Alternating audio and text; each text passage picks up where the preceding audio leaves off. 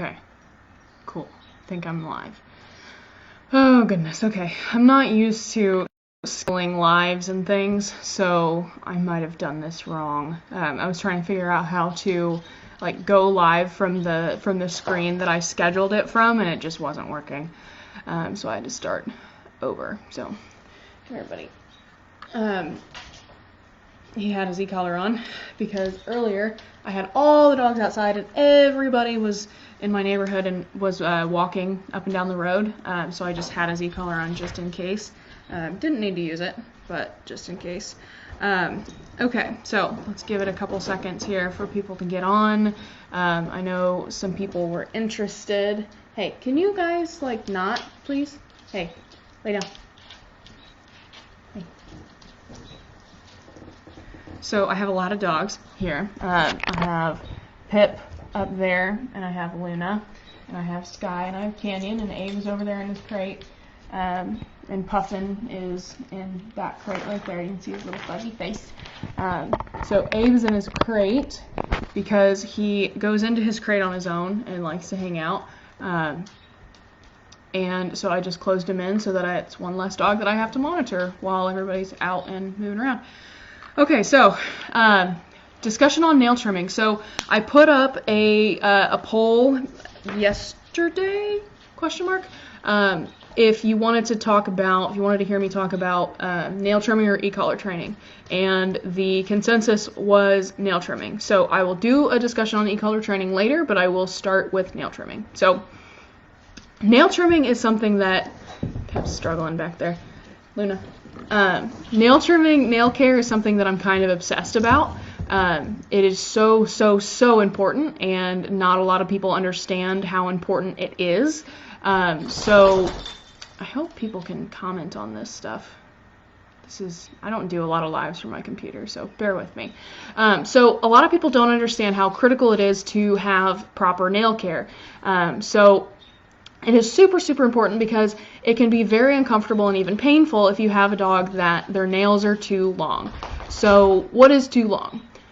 At absolute minimum, you should have a dog that can stand comfortably on the floor. Hey, Canyon. Can stand comfortably on the floor without the nails touching the floor. That is absolute bare minimum. There is no excuse for nails to touch the floor when they are standing. That is minimum. It is ideal if the nails do not click on hard floors. So that's ideal. Is it doable with all foot conformation? No. But it is on the vast majority. So that is the goal. And the reason that is the goal is because when the foot breaks over and strikes off, strikes off of the ground, it breaks over and comes out, and comes off the ground, it pushes back on the nail beds. So it would be like walking around with toenails that are so long that they touch the ground when you walk. I know that's kind of gross to think about. Hey, enough. The two shepherds are trying to play. So that is how important it is, and that is why that it needs to be, the goal should be to not click when they walk, because every time that it clicks and those nails are being pushed into the nail beds, that is uncomfortable if it's done for an extended period of time for very badly. So, oh stop! I startled her because she's playing bitey face with Canyon, and I reached over and touched her shoulder, and she's like, oh no! Hey, Canyon, place. I was letting him just wander, but he's lost that privilege. Canyon, place. Dogs, man. So, okay, so the goal should be, Canyon, place. I'm like, what? So the goal should be that they don't... Okay, I gotta handle this dog real quick.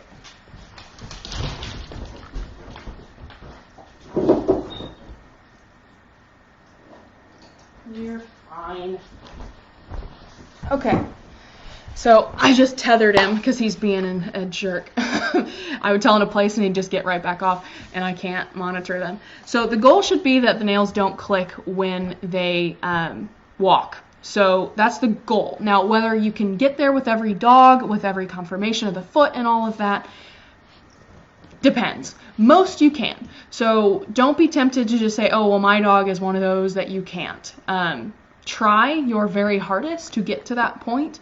If you can't, that's okay, but bare minimum is that dog's nails should not be touching the floor when they are standing comfortably. That is bare minimum. There is no excuse for them to not meet that criteria, unless you've got like this weird veterinary excuse, like they legit can't because your dog has like only half a foot or whatever. But for the most part, that should be the goal. That is the bare minimum. So I have a Skye here that's trying to get in the video. Okay, so we've covered why it's important. 6 minutes into the video, maybe I'll actually get started now. So we've covered why it's important. Let's see. I have notes here because I need them. So, okay, we've talked about the why it's important. We talked about the goal of the shortness. So let's talk about the anatomy of the nail. So dog nails all are very similar in the way that they are put together. Each nail is kind of individual, just like every dog is individual, but for the most part, they're all very similar. So I have a little diagram for you. So this is the dog's nail. So this is it's backwards. Okay, so this is the paw, and this is the nail, obviously. So this is the outline of the nail. And then this is the quick on the inside. So the quick is what has the nerves and the blood vessels. So this is what will bleed if you cut it. Everything outside of this does not have nerves or blood vessels. Now, pen. I'm really organized, you guys. There is a layer around that is shown by my hash marks here around the quick there. That is called the pulp. So the pulp is a chalky, like a crayon-y texture. It tends to be grayish in color, and that surrounds the quick, entirely encasing the quick. So that does not have nerves or blood vessels, but it has a different color and it has a different texture. So that is how you know when you are short enough. So with that, let me see. So to trim nails, there is something called the alternate cut line.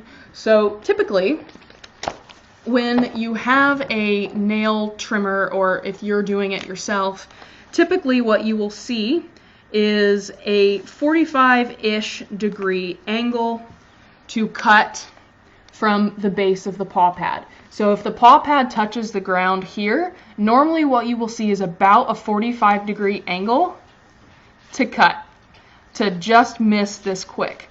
That's typically what you will see when you do it yourself with a nail trimmer or with a Dremel or whatever, and we'll get to tools here in a minute, but this is typically what you see. This is not how you get your nails shorter. This is a maintenance cut. This is not a cut to make this quick recede. So with time, when these nails get really long, this quick, this sensitive part of the nail grows with the nail. So if you keep your nails really short from a puppy, these quicks will never get very long, but they do grow with the nail. So like, for example, I had a dog here named Felix, that's a friend of mine's dog, and he has always just been an asshole about trimming rather. So the owner, until she got with me, was just kind of letting the nails be a little too long because he was just such a jerk about it. And those quicks were super, super long. So you can't really take a lot of length off without getting into the quick when you have a dog who has really long nails, because the quick it grows with the nail. So this is a maintenance cut. This is not going to help the quicks recede, and they can recede. But the way that you make them recede is the alternate cut line. So the alternate cut line is you cut that line, and then you also cut another cut at an angle to that, so that if you cut this line as well. You cut off a lot of this material on top. The quick, the nail that encloses the quick becomes the longest point on the nail. So that is what you want to get the quicks to recede, because when this dog, this weirdly drawn dog, if this dog were to walk and break over and hit the nails on the floor, what's going to hit the floor is the part of the nail that encases the quick. And that is going to gradually wear down those nails and wear back those quicks to the point where it will start to recede. So that would be where the new quick is. And now the next trim that you do, not the next trim, but like several trims down the road, you can cut it. I should really be using different marker colors, but this is all I got. You can cut it like that. See the standard cut here, and then the alternate cut line here. So now again, the longest point of the nail is what encloses the quick, and that's what's going to help recede those quicks back. So, does that make sense so far? I have a couple people on here. Does that make sense? It's hard to see where the quicks are, especially when you have a dog that has black nails. So I will get to that. Just bear with me, stay with me. I will get to that. But with white nails, it's really easy. So here, let me find, while you guys are going to ask me questions, hopefully, I will find a picture to show what I'm talking about here.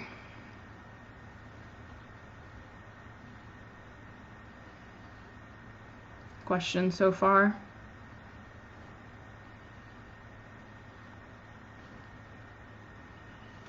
No questions so far. Okay, so if you look at this picture, and I will see if I can get it to the point where you can see it without glare. So you see those nails? The quick, you should be able to very clearly see in that picture. So it's the darker pinkish color in that nail. Come on, focus. There we go. So you should be able to see those quicks fairly easily. So you see how much extra material that dog has on his nails. So if you look at after I trimmed them, so okay, here's the before. See how long the quicks are? Those nails with long quicks. And then the after. Do you see? Come on, focus. Focus! Why is that not focusing? Oh my god, this is so hard. Really? It was focusing just fine here a second ago. Well, there we go. Any tips for hyper dogs that won't sit still? I will get there, I promise. But you see how much less pressure those nails are putting on that paw just sitting there. So here, so you see how those nails are pushing up into the paw and causing that paw a lot of pressure with those nails. So if you compare it with that, look at how much less pressure those nails are putting on on that paw. That's got to be much more comfortable to deal with, on a daily basis to deal with. But you also see the shape of those nails. So you see how it's not just one line. The top of the let me see if I get right there. You see how the top of that is cut at an angle, right at the edge of my finger there. That is an example of the alternate cut line. So, and I promise I will get to the dogs that hate your nails, having their nails trimmed, because they all hate it for the most part. I promise I'll get there. Bear with me. Okay, so you cut line, get the nails to go shorter. How do you read when you are short enough? You have to look at the cut surface of the nail. So I have a picture that I will post in the comments, and I will show it to you here.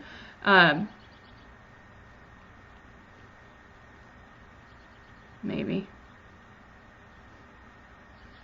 Any questions so far on what I've talked about? All right, so look at this is his nail right there. If you look at the cut surface of his nail, if it's gonna focus, you see how there is a grayish spot like that in the bottom half of that cut surface of that nail. That is the pulp. So if you look at that as a diagram, you look at that. Does that make sense? You see that? That is the pulp. So that's the pulp. The pulp is what covers, encases the quick. The pulp is that crumbly crayon layer that does not have blood vessels or nerves in it.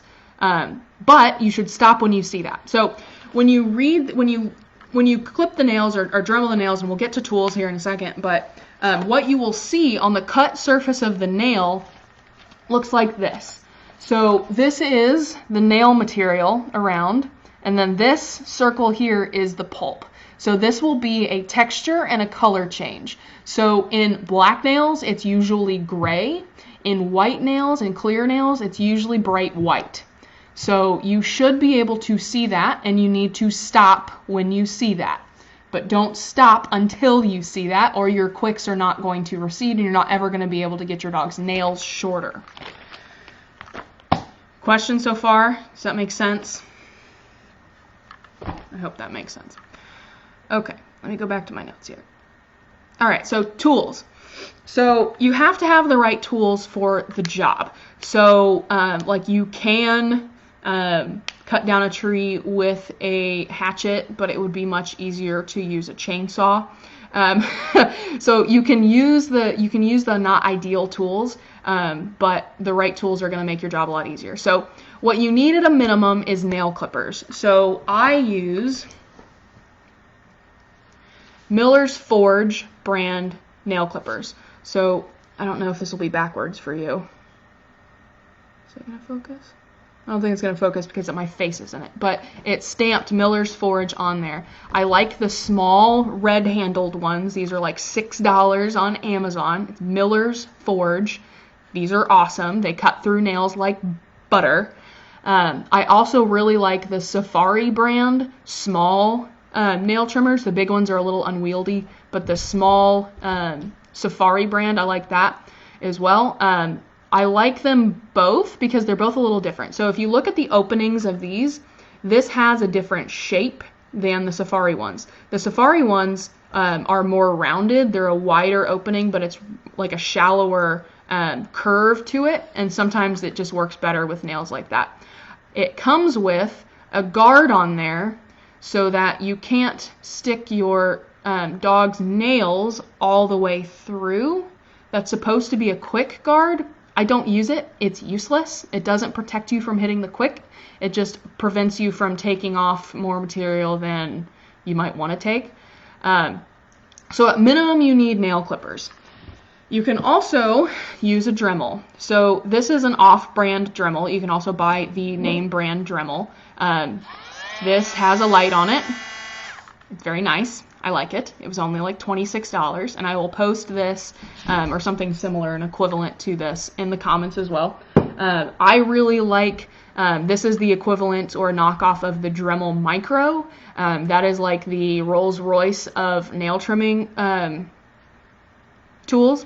I don't typically like the nail trimming tools, the Dremel type tools or rotary tools that are advertised specifically for dogs.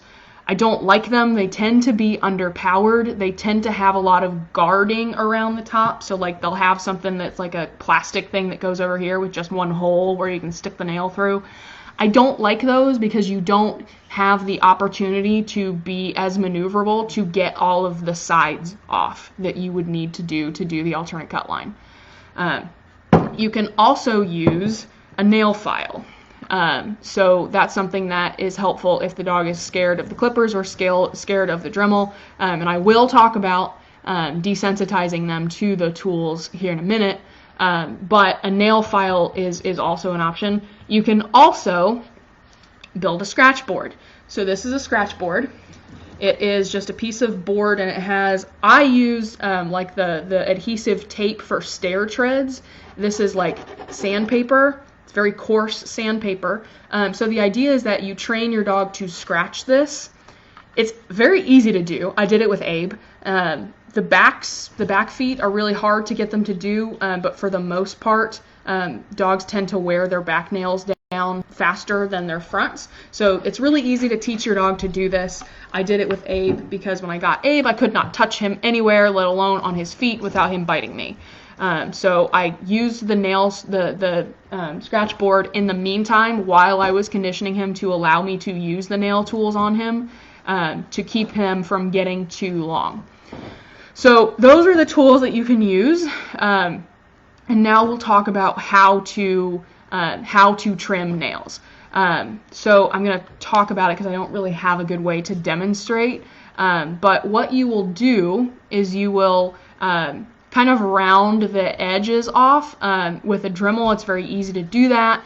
You just take very small amounts. You don't leave the Dremel on the nail too long, more than a couple seconds, or it'll get too hot.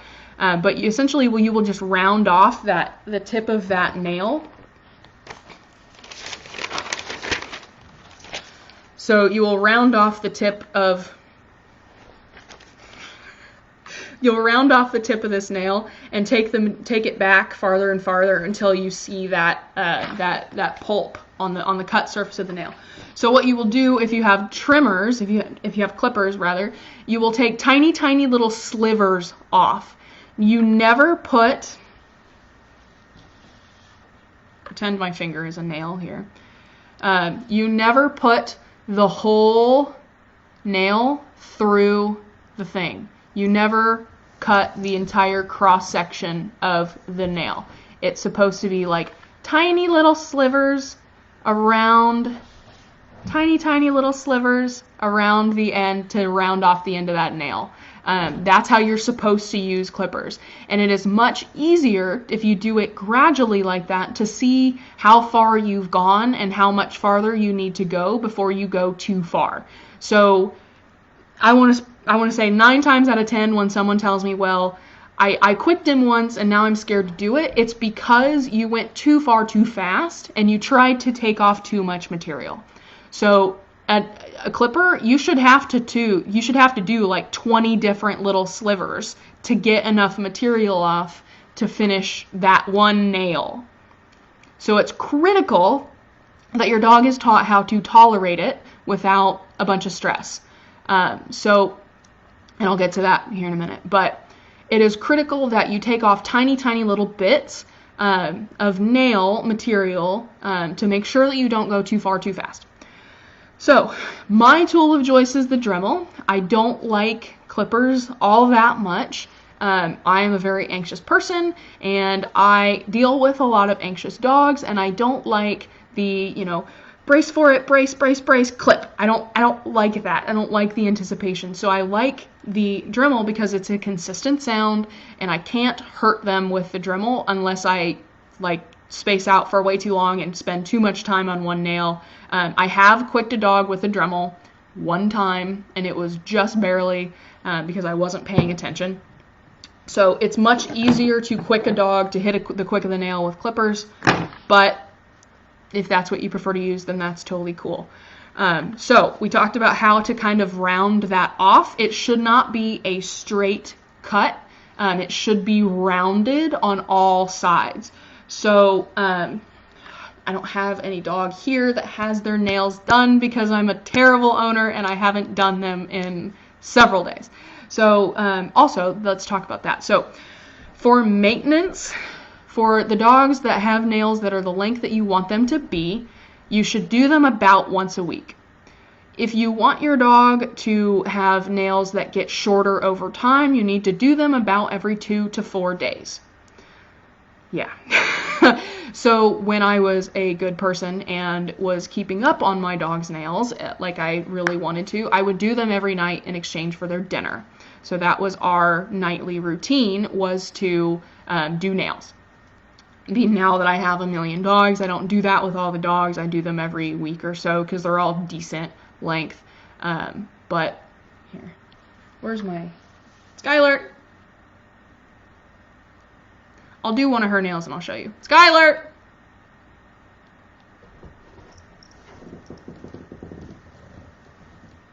Where's my dog? Skylar!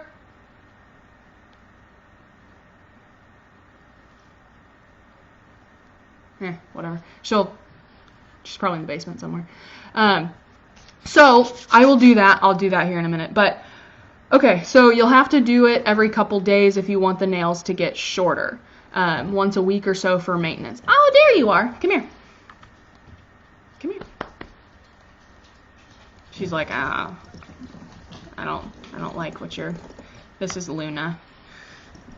Luna, Hey. Come here. Oh, there's your butt. Hey, knock it off.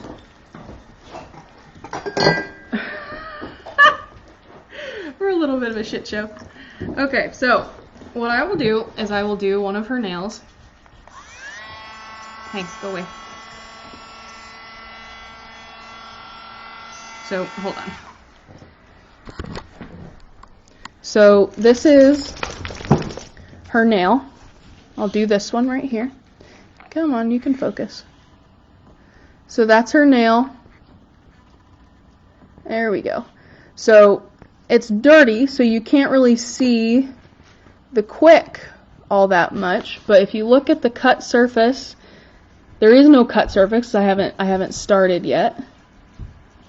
But that is just a not very, but it's an overdue nail. So,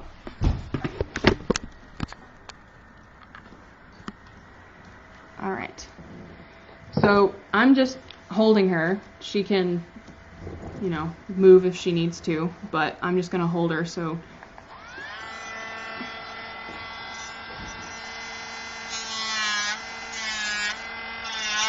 Luna.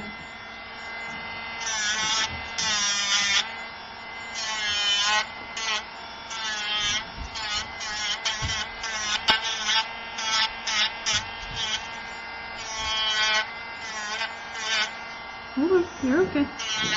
Luna.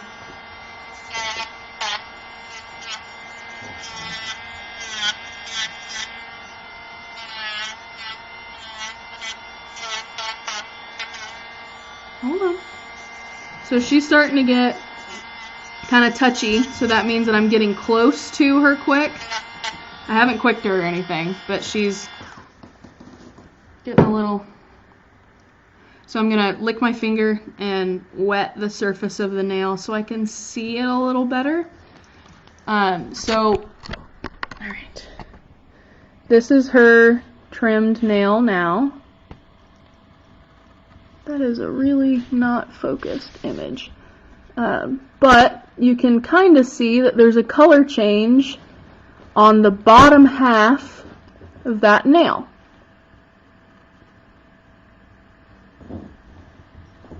Can you see that? I know it's kind of hard to see, but there is a color change in the bottom half of that nail. So if you look at the side, if you look at the profile next to the nail that I did not do, come on, there we go. You see how the shape of it is very different? So this one has the top kind of knocked off of it. Luna, stop. You can see... Why is this not focusing? There we go. So you can see how the shape of the nail is very different. God, this is so annoying. Why is this not focusing? There we go. You can see that the difference in the nail's shape is very pronounced. Do I just need to yell at it to focus?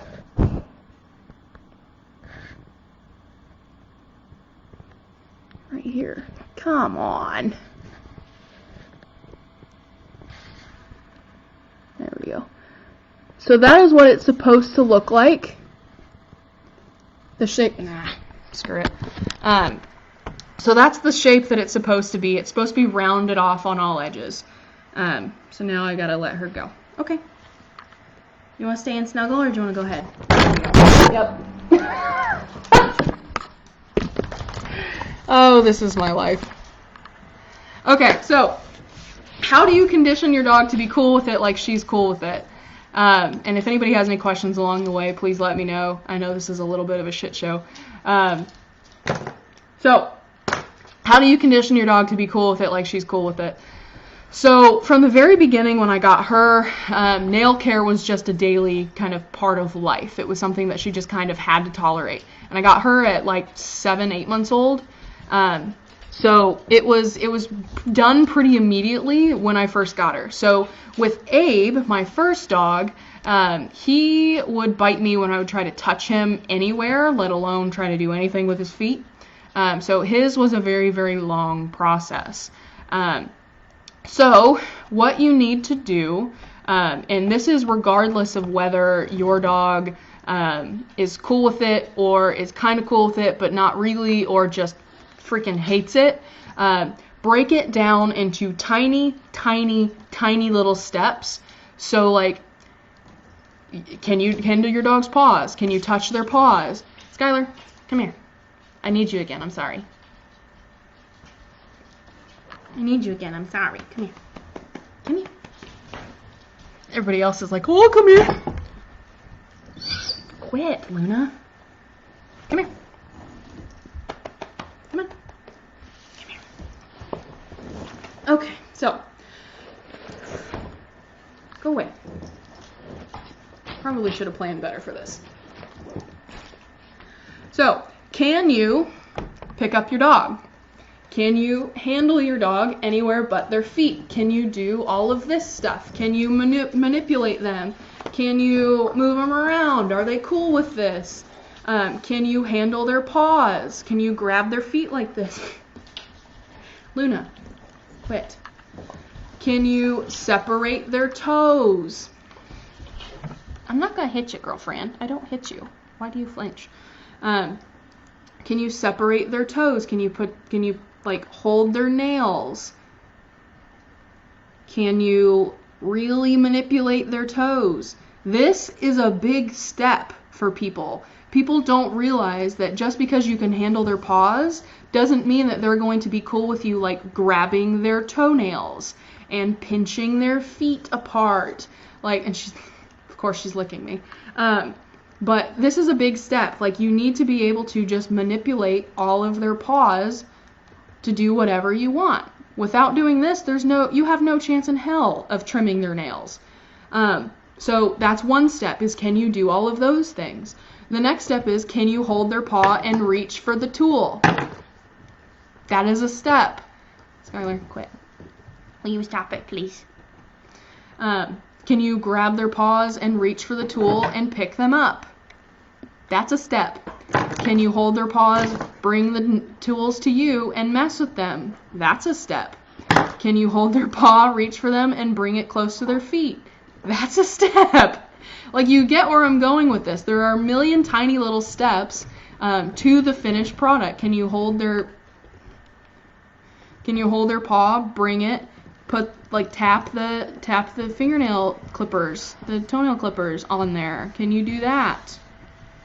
Can you put their nail in it and pinch down a little bit? And if you have really good clippers, it just clips like that, like it's like butter. But there are a million tiny little steps to get to the end result. So you need to figure out at what step, two hands here. You need to figure out at what step your dog has the problem. So if, like, people message me all the time and talk to me all the time where, well, my dog hates their nails being trimmed. When I get the clippers out and I try, he freaks out. Okay, at what step does he have a problem?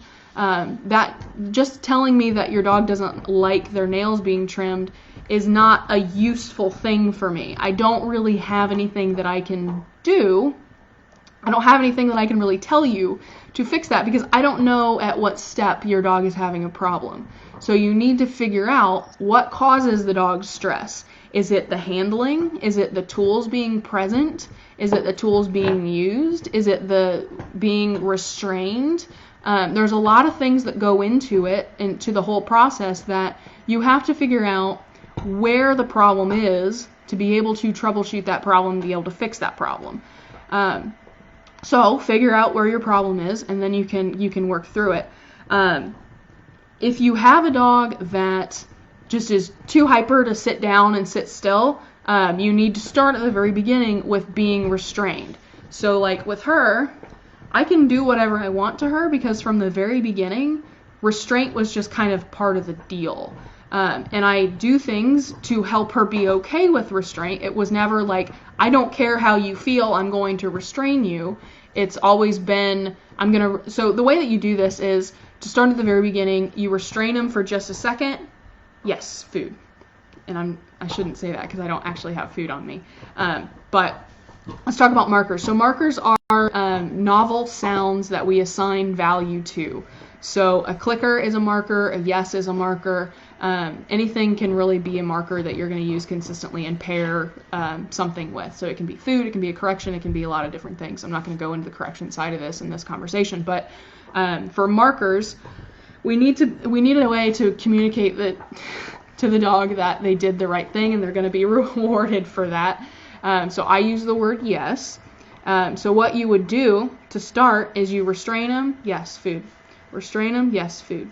Restrain them, yes, food. Restrain them, yes, food. Restrain them, yes, food. Restrain them, yes, food. Yes, food. Yes, food. So you see I'm building up the time that I am restraining them. And it doesn't have to look just like this. You know, this is just kind of a half-assed like thing. You need to build toward the eventual goal. So the way that I do nails normally is I put them up on a grooming table. I have them lay on their side and I like lean over them and I do their nails while they're laying down because then I don't have to fight with them like trying to hold their feet up or anything like that. It's just easier. So the way that I would started that was I hold them to my body, and so I got them okay with holding to my body, and then I would lay them over or have them lay down if they know how to lay down on command and then just kind of roll them on their side. So you have to do that very strategically. You have to do that very gradually. Let me see if I can fix that. That lighting is really bad, but whatever. So you have to do it gradually. You have to get them used to every step of the process. And I'm 40 minutes into this video and I haven't even taught you how to condition your dog to trim their nails yet.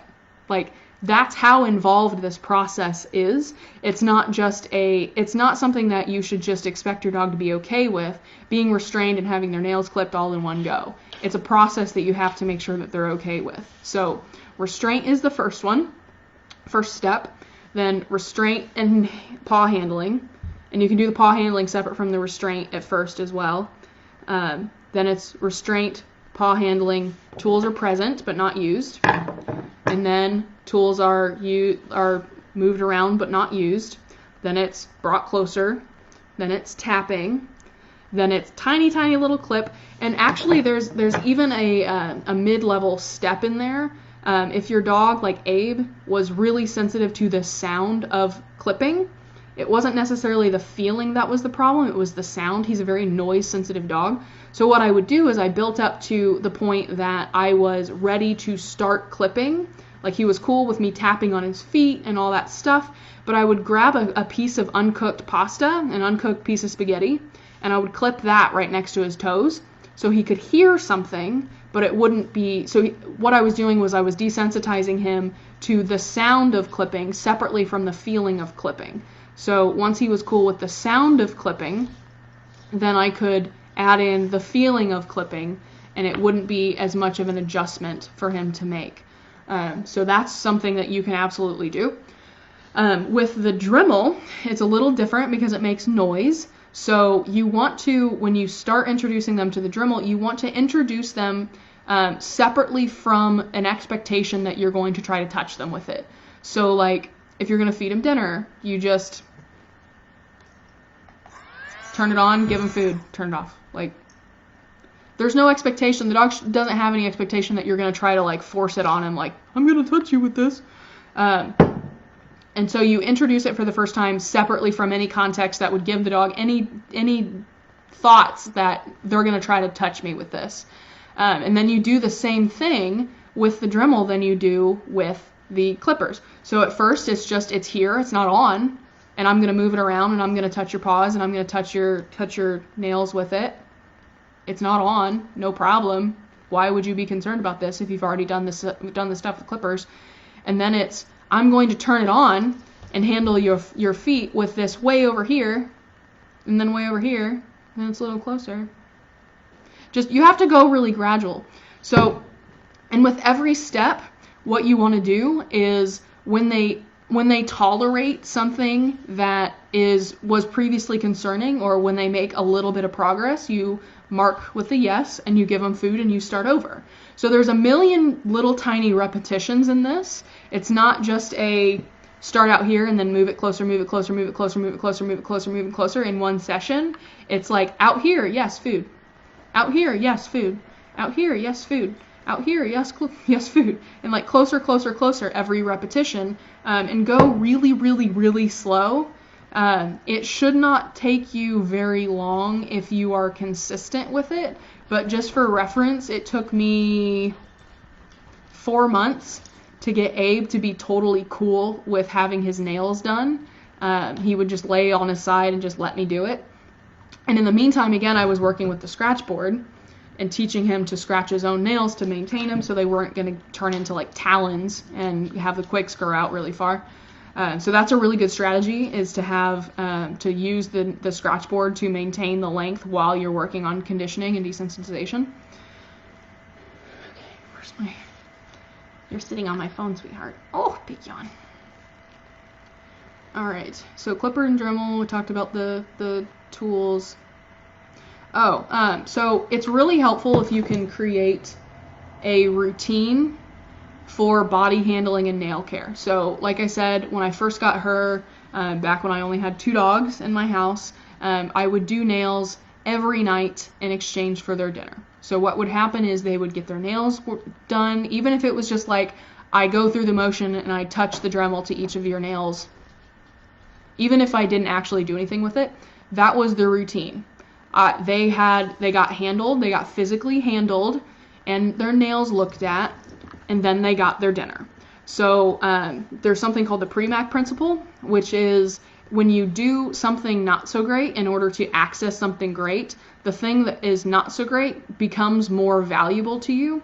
So like every time I gave you broccoli, I would give you ice cream right after, and say you don't really like broccoli. Over time, if you get ice cream every time that you get broccoli, you're going to start to see broccoli and go, ooh, broccoli, because you know you know what it signifies. So the thing that is not so great starts to take on some more value when it's consistently followed by something that you do enjoy.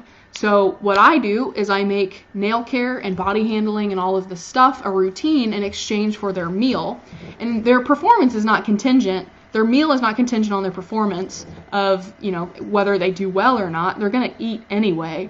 But it's a really helpful thing to have that correlation in their head that body handling is a good thing because that means that dinner's coming. So just get into a routine, because then it's much easier to build on a routine.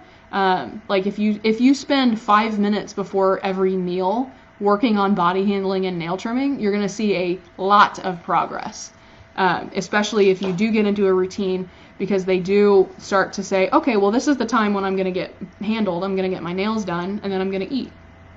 No problem. So get into a routine. It's really helpful. And when you run into a problem area, so like there's this video online of this little girl practicing piano, and she goes through, like she reads through the scales and stuff, and say that she has problems between the 7th and 8th note. So she'll go 1, 2, 3, 4, 5, 6, 7, 8, 7, 8, 7, 8, 7, 8, 7, 8, until she can get it right, and then she moves on 9, 10, 11. What a lot of people would do And the reason that that's such a good video is what a lot of people would do would just skip over that section and get it the next time. And that's not what you really should do to get valuable practice. So what it should look like is 1, 2, 3, 4, 5, 6, 7, 8. That wasn't right. 7, 8. That wasn't right. 7, 8. Okay, that was right. 9, 10, 11, 12. So if you find a bad spot, if you find an iffy spot in your process where your dog is not cool with, say for example, your dog's cool with everything, they're being restrained, you know, holding and things like that, but what they really struggle with is you pinching the nail like this. If they really struggle with that, do not move on until they are okay with that. So spend time desensitizing them. Go away. Go away. Go away. Spend time desensitizing them to that step in the process before you move on. Where people screw up is they go too far too fast and they don't break it down into tiny enough steps. And this seems really complicated, but it's really not when you think about it. It's just making them okay with every step along the way rather than trying to make them okay with everything at once. Like it's overwhelming. And when you take your dog, so another option is to take your dog in for like to the groomer, to the vet to have their nails done. But the problem is groomers and vets and things, they get so much flack if they do end up accidentally quicking a dog that typically, didn't want to knock my camera over again. So typically, they get so much flack for accidentally quicking a dog that typically groomers and vets don't generally get their nails short enough just to kind of protect themselves and prevent it from being a potential problem of accidentally quicking the dog.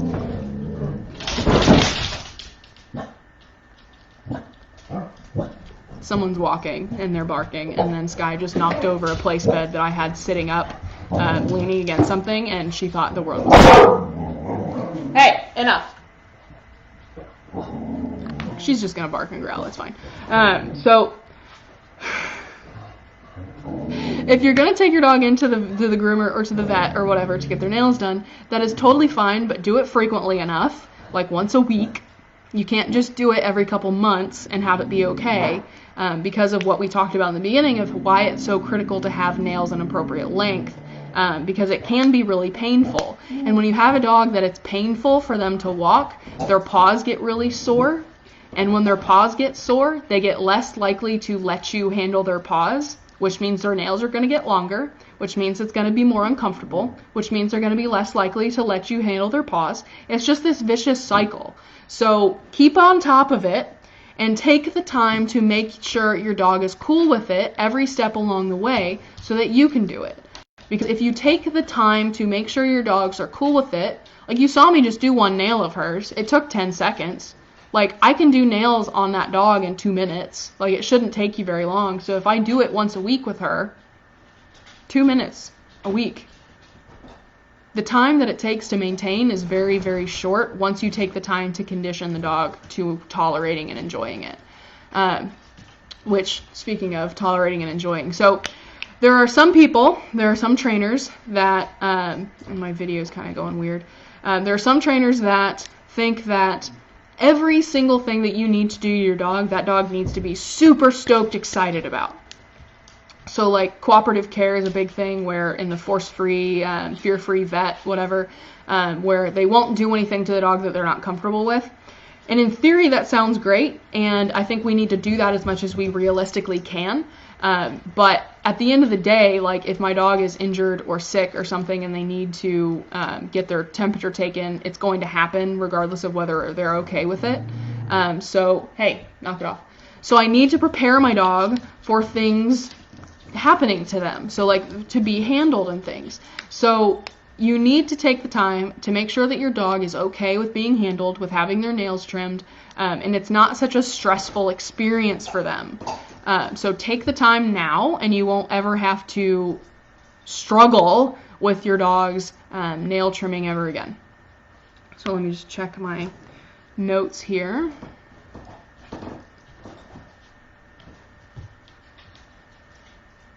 I think that's all I have. So, all right. Any questions? questions? Okay, so if you have questions, let me know. I will gladly talk about this more. I know it's in like a 50-minute conversation about nails, but it is critical. It is so, so important. It drives me crazy when I see dogs that have just talons for nails, and it's not comfortable for the dog, it's not fair for the dog, and it is very, very fixable. So go slow, break it into tiny steps.